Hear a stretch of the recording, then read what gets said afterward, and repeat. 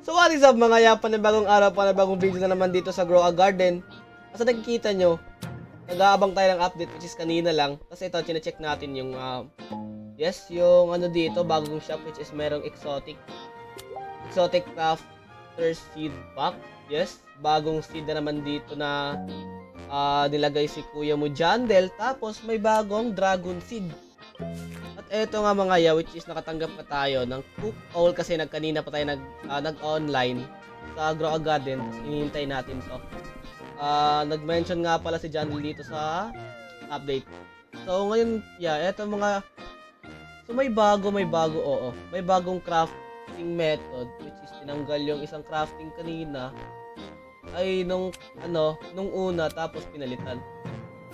Grabe may bagong pwede ka mag-craft ng anti-bee gamit lang ng normal bee egg, tapos honey, tapos dito na nga may bagong sprinkler which is marami, pero kailangan natin ng mga recipe. Tapos mag-aantay pa tayo ng dito isang oras kung anong binigay doon na oras. Tapos dito sa seed pack titignan natin kung may bago ba, kasi stock yung Ember Lily which is eto nga, Sugar Apple. Yes, ito nga yung nakita ko sa Discord na mag-a-update ngayon, bagong seed. Tapos titignan natin, may titignan pa tayo dito sa Gear Shop kasi may bago na naman dito which is yung ano man tawag nun, eto, cleaning spray. Cleans mutation of fruits, which is natatanggal yung mutation sa mga fruits natin. Pero di na natin kailangan yun di natin kailangan kasi sino ba namang player ay magtatanggal ng mutation sa mga plants nila, diba? So, dito nga muna sa garden natin kasi may kukunin na Tapos mga dito na nga, may madami tayong pollinated dito na coconut. At yung iba dito, so yun na nga. Thank you for all support. So, kukunin naman natin yung isang mooncat natin. Kasi ilalagay natin itong cook all kasi titignan natin kung anong naman ibibigay neto sa mga plants natin, which is eto, every 15 minutes, 16 with 32 chance to cook a nearby fruit. Oh, so yun, nagbibigay siya ng bagong mutation sa mga fruits natin. Maganda. So may percent lang pag nabigyan yung mga fruits natin, mga yan, So nakikita nyo, yun na nga. At naglapag na naman ng disco dito si Kuya mo Jandel. Yes, bagong itong music na to. So yes, may iba pang dito, crafting method which is yung mga seed. Kagaya nito, sun coil. May bagong seed pack din which is eto. Dito makukuha natin yung dragon pepper. Oo, dito natin makukuha. Crafter seed pack, Manuka flower which is kailangan din natin ng mga ilang halaman para mabuo natin. Oo, ilang halaman. Eto sun coil, ika-craft natin to ngayon.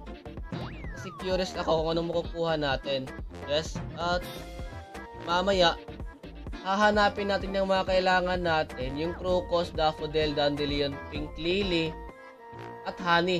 Walang problema sa honey kasi marami tayo nun. Yes, 40 honey lang naman kailangan natin. Yes, yung crocus is nakukuha natin dito sa craft seed pack. So, unang natin gagawin is i-craft natin yung seed pack. So, kailangan pala natin may hawakan na flower seed. Ito. Tapos, honey. Ano ba yun? Yan. So mag-aantay tayo ng 20 minutes para matapos yung craft natin. Yes. So habang nag-AFK ako mga is napansin ko bumilis yung takbo ng oras natin dito, which is bumabawa siya ng husto dahil sa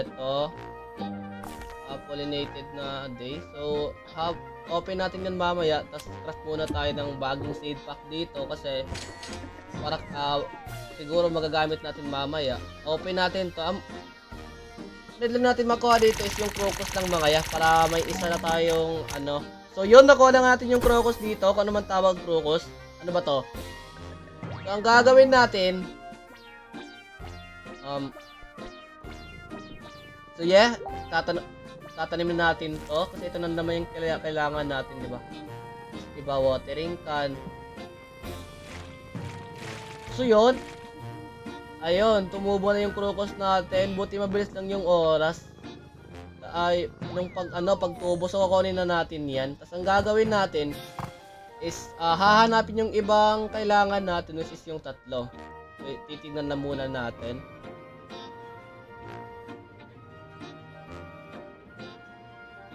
Ayun lang. So, eto. Kuhain na muna natin to kasi inantay ko talagang matapos yung oras eh. So, may kailangan pa tayo. Craft na muna natin tong iba dito kasi sayang naman yung bilis ng takbo ng oras sa pagka-craft dito. Tower seed pa po tayong isa kasi yun yung kailangan natin sa honey. So, open natin to. Baka sakali makakuha tayo ng maganda. Kung makakuha natin, ay! Focus na naman. So, kanina nga pala mga guys, kinuha ko na yung iba. Tapos ito na lang yung kailangan natin, yung pink lily. So, may 4 na tayo dito. Tapos ang gagawin natin is, ilalagay nila natin dito sa crafting method. Which is ito, crafting. So, craft natin. Ibibigay natin yung mga kailangan doon. Kanina ko pa lang yan kinuha. Ngayon ko pa lang kasi para madali lang. So, aantayin lang natin yung 45 minutes. Tapos babalikan natin yan. So, ito nga mga yung sun coil sa tapos na yung oras na 45 minutes. Ito, sun coil. So, ang gagawin natin is itatanim natin to. Tapos titignan natin kung ilang value nga ba ang isang sun coil. So, first of all, ang gagawin natin is tatanggalin natin to. Kasi sobrang sagabal. Di ko gusto yung madaming sa garden natin. Ito. Tapos, may isa pa dito yung cactus. Ito. Umikot pa pa talaga. Ito. Tatanim na natin yung sun coil dito. Tapos, lalagyan natin ng watering can para mabilis tumubo lang. And lalagyan din natin ng sprinkler para mabilis mamunga. Lalagyan natin yan ng isang base advanced. Ito, advanced sprinkler. Tapos, isang basic. Tapos, isang godly. Yan. So, aantayin na lang natin yung bubunga. Tapos, i-harvest natin at titignan natin yung price. So, aantayin natin yan.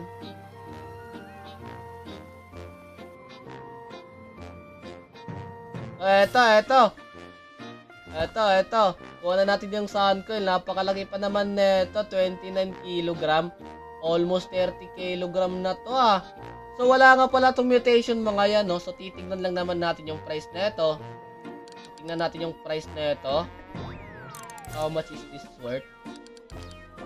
Ayun, sobrang laki. 700k. Wala pa mutation yan, pero malaki naman yung kilogram. Pag may mutation to, siguro ang mahal na ito. So, yes, screenshot. Sell na muna natin to kasi isa lang naman yung wala naman itong mutation eh. Yun.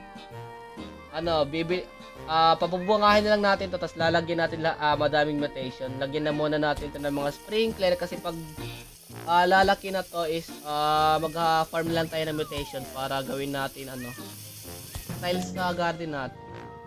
So, yun na lang muna siguro sa araw na itong mga yan, no? Kasi yun lang naman yung updates na nakikita ko, which is good naman kasi may bagong seed, bagong gear. So, salamat sa mga nanonood, no? Don't forget to like and subscribe sa YouTube channel natin kasi malapit na tayo mag 500 subscribers mga yan. Sana mag 500 na tayo bago matapos yung June. So, yun na nga sa araw na to mga yan, no? Anyong!